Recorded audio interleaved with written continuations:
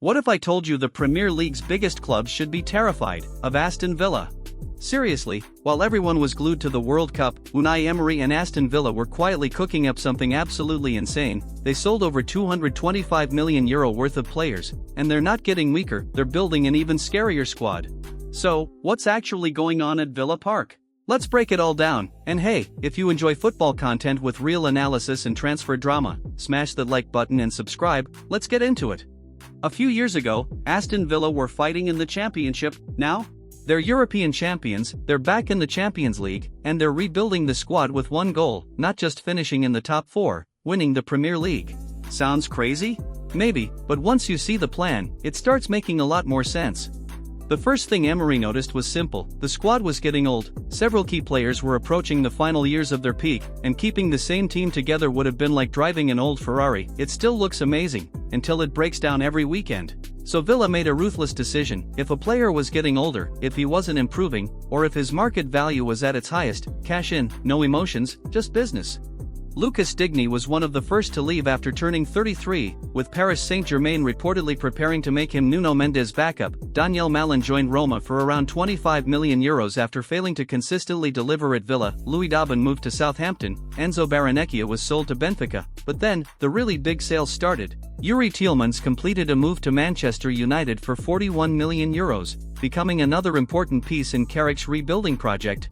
And then came the blockbuster, Morgan Rogers. Chelsea paid a staggering €138 million, making him the most expensive English player in football history. Arsenal thought they had him. Chelsea said, "Move over, we've got a bigger wallet." Boom, deal done. Just like that, Villa generated around €226 million, and guess what?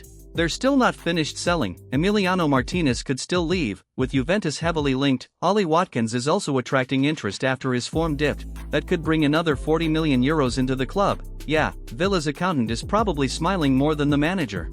Now comes the fun part: buying. Villa wasted absolutely no time. The first major signing?